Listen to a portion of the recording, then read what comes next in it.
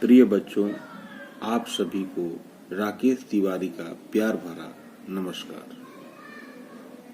आज हम लोग 7वीं कक्षा की हिंदी पाठ्य पुस्तक ज्ञान सागर में निर्मला, सांप और सयाल कहानी पढ़ेंगे। यह कहानी शिगरुन श्रीवास्तव जी के द्वारा लिखी गई है। प्रस्तुत कहानी गुजरात के एक छोटे से गांव बरटाड की है।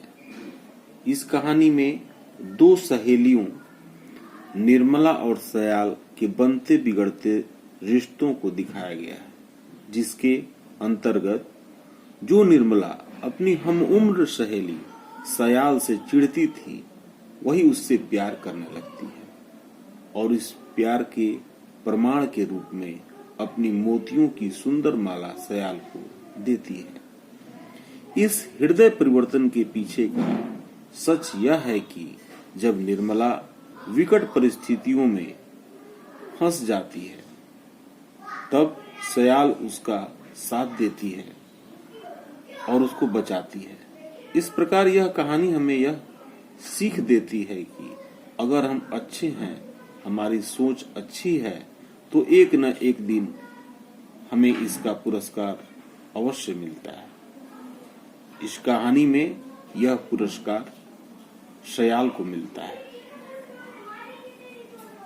अब हम लोग इस कहानी को विस्तार से पढ़ेंगे।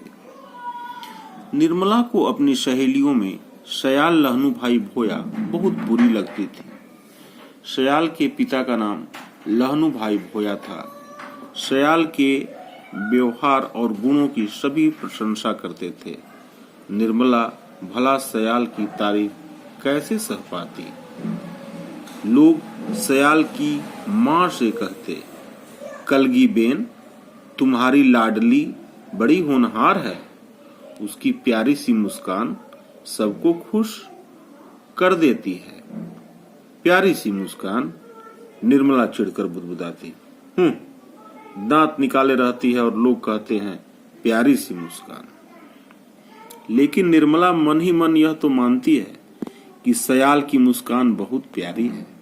जब वह हंसती है तो उसका अंडाकार चेहरा खिल उठता है, आंखों में चमक आ जाती है।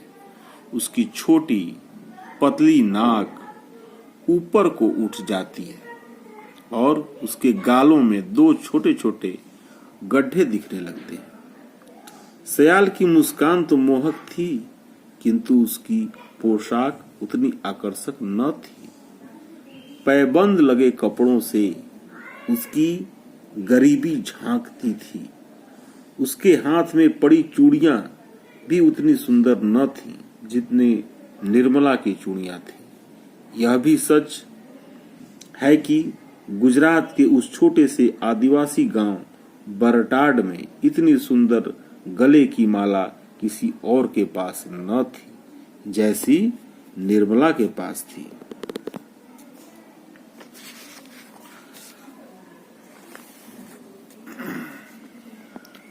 सयाल बुद्धि और विवेक में भी निर्मला से आगे है। निर्मला इसलिए भी सयाल से चिढ़ती है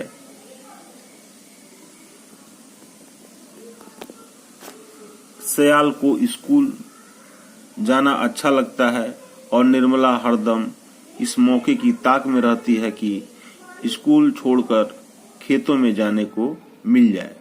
निर्मला, निर्मला, झोपड़ी के अंदर से उसकी माँ पुकारती है। अरे 8 बज गए, धूप चढ़ आई और मवेशियों को चराने ले जाने वाला कोई नहीं है। जा बेटा, जा, आज तू चरा ला, स्कूल किसी और दिन चली जाना। निर्मला खुशी से उछल पड़ी और मवेशियों को हाँकते हुए गांव के धूल भरे रास्ते पर चल पड़ी। कुछ फरलांग की दूरी पार करने के बाद निर्मला जंगल की ओर मुड़ गई।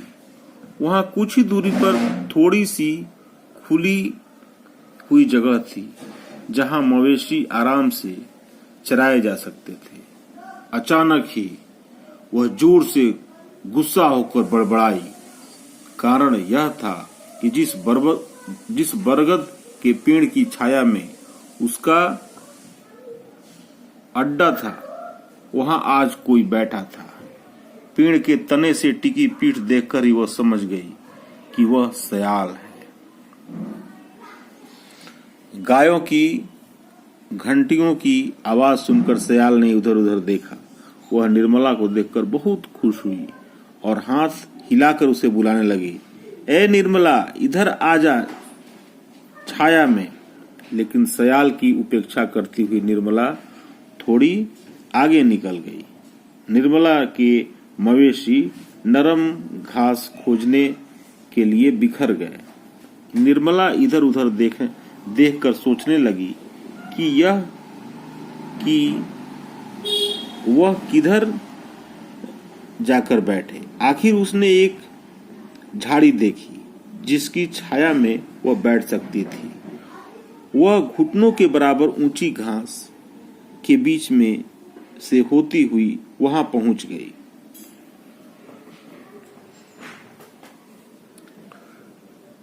निर्मला को एक बार फिर सयाल ने पुकारा, लेकिन निर्मला ने उस ओर कोई ध्यान न दिया। फुस! अचानक वह फुफकार सुनकर निर्मला के प्राण सूख गए। उसने मुड़कर देखा, एक दैत्याकार अजगर सांप उसकी ओर जलती आंखों से घूर रहा था। वह 12 फीट से भी ज्यादा लंबा था। वह निर्मला के इतने नजदीक था कि वह वहां से भागने का साहस भी न कर सकी। वह चीखना चाहती थी, पर भय के कारण उसकी घिघी बंद गई थी। अचानक सांप उछला। वह बड़े गुस्से से फिर फुफकारा। निर्मला ने अपनी जिंदगी में ऐसा भयानक दृश्य न कभी देखा था, न कभी सुना था। अचानक अजगर का सिर आगे की ओर बढ़ा और साथ ही साथ उसने पूंछ भी उठाई। पलक झपकते ही निर्मला का घुटना उसकी कुंडली में फंस चुका था और उसने अपने जबड़ों से निर्मला का पंजा पकड़ लिया था। सांप की सख्त पकड़ से निर्मला को लगा कि उसकी हड्डियां चूर चूर हो जाएंगी। उसे लगा कि अब वह मर जाएगी। वह एकदम से चिल्ला पड़ी, बचाओ बचाओ। निर्मला ने सांप को झटकारने की कोशिश की, लेकिन उसे छूने की हिम्मत न कर सकी। सांप उसके पैर में कुंडली मारकर लिपटा हुआ था। अचानक सांप पर किसी ने लाठी से वार किया। यह हमला सयाल ने किया था। सांप गुस्से से तिलमिला उठा, फिर भी उसने अपनी पकड़ न छोड़ी। सयाल सयाल, मैं मर रही हूं, कुछ नहीं होगा, घबराओ नहीं, सयाल चिल्लाई और बड़ी निर्भीकता से सांप की कुंडली खोलने की कोशिश में लग गई।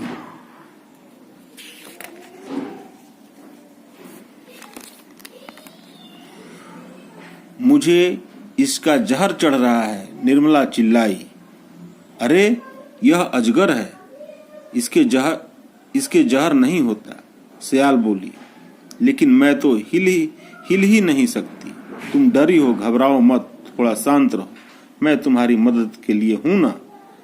अब तक लाठी से काम नहीं बन रहा था, इसलिए सयाल ने अपने हाथों से इस दैत्य से लड़ने का निश्चय किया। उसने अजगर का मुंह पकड़ा और उसके जबड़े खोलने लगा। निर्मला ने भी अपनी पीड़ा को सहने के लिए साहस बटोरा। वह टकटकी लगाकर सयाल को देख रही थी। सयाल ने दांतों को भींच रखा था और अजगर के मुंह में हाथ डालकर उसके जबड़े फैलाने की पूरी कोशिश कर रही थी। उसके माथे से पसीना बह रहा था और हाथों से खून। निर्मला एक क्षण के लिए समझ ही नहीं पाई कि खून उसके पैर से बह रहा है या सयाल के हाथों से। साधारण सी दिखने वाली सयाल की बहादुरी देखकर निर्मला हैरान थी। सयाल ने आखिर जबड़े फाड़ दिए। सांप गुस्से से बहुत छटपटाया। एक क्षण के लिए लगा कि उसकी ताकत के सामने शायद सयाल न टिक सके, लेकिन जबड़े खुलते ही सयाल चिल्लाई, अपना पैर निकाल। निर्मला, झटका दे, झटका दे। उसने अजगर के जबड़ों को पूरी तरह खोले रखा। निर्मला ने उसके जबड़े से पैर तो मुक्त किया, लेकिन कुंडली अभी भी कसी हुई थी। आखिर दोनों ने जोर लगाया तो कुंडली का दबाव कम हुआ। सयाल ने इतनी जोर से झटका दिया कि निर्मला सांप की कुंडली से छूटकर दूर जा गिरी। अब सांप का शिकार सयाल थी। सयाल ने निर्मला को भाग जाने के लिए कहा, लेकिन वह ऐसा न कर सकी। वह सयाल की मदद करना चाहती थी। उसने देखा अजगर सयाल पर बार बार हमला कर रहा है और सयाल बड़े साहस से उसका सामना कर रही है। निर्मला ने एक क्षण के लिए सोचा कि ऐसी साहसी और वीर सयाल से मैं व्यर्थ ही चिढ़ती थी। आज यह न होती तो यह दैत्य मुझे खा जाता, और अब इस दैत्य से मैं सयाल को नहीं बचा पा रही हूँ। सयाल पूरी ताकत से अजगर के मुंह को पकड़कर पीछे हटाने में लगी थी। सयाल के कांपते कंधे बता रहे थे कि अब उसकी शक्ति शिथिल पड़ रही है। सांप बड़ी जोर से फुफकारा। उसने एक बार फिर अपना सिर बढ़ाया और सयाल की छाती के पास आ गया। सयाल फिर उसके जबड़े पकड़कर उसे पीछे हटाने लगी। उसने एक बार फिर निर्मला को भाग जाने के लिए कहा। तभी निर्मला ने देखा कि अजगर सयाल को गिराकर उसके ऊपर पड़ा है। एक क्षण के लिए सयाल बिल्कुल जड़ हो गई। वो बहुत भयानक दृश्य था। सांप सयाल को निगलना चाहता था और सयाल हिम्मत से उसका मुकाबला कर रही थी। उसकी आवाज कमजोर हो रही थी।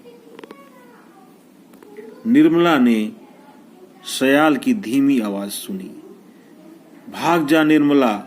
लेकिन निर्मला अब कैसे भागती? अपनी सहेली को मौत के मुंह में डालकर भाग जाती? तभी उसने देखा कि सयाल में अद्भुत शक्ति आ गई है। उसने एक बार में उस दैत्य को झटक कर दूर फेंक दिया।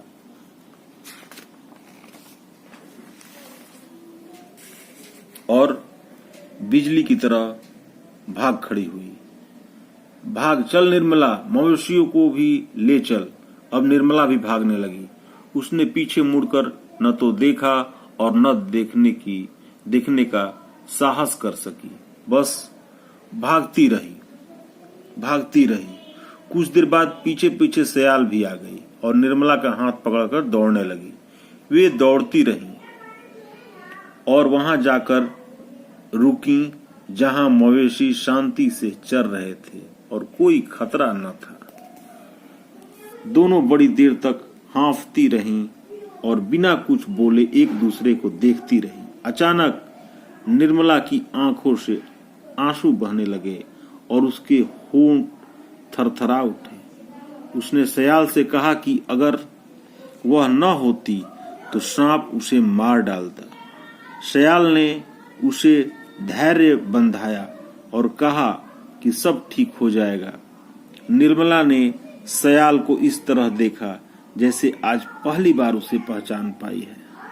निर्मला ने कहा, सयाल, मैं तुम्हें अपनी मोतियों की माला भेंट में देना चाहती हूँ। लेकिन क्यों? अगर तुम्हारी जगह मैं होती तो तुम मुझे मदद करती। निर्मला ने शर्म से अपना सिर झुका लिया। उसने अपने गले से माला उतारकर सयाल को देते हुए कहा, तुम इसे ले लो, यह तुम्हारे इस स्नेह को याद दिलाएगी। सयाल बड़ी देर तक निर्मला की आंखों में देखती रही। फिर उसके थके पीले चेहरे पर अचानक एक सुखद मुस्कान फैल गई और वह भाव भरे स्वर में बोली, लूंगी, जरूर लूंगी। इस प्रकार हम देखते हैं इस कहानी में दो सहेलियां निर्मला और सयाल आपस में किस तरह मिल जाती हैं, जो कि पहले आपस में उनकी नहीं बनती थी। कारण सयाल की बहादुरी और सयाल के अच्छे व्यवहार, जिसका सयाल को मिलता है अंत में पुरस्कार। आशा है कि आप लोग इस कहानी को अच्छे से समझे होंगे। धन्यवाद।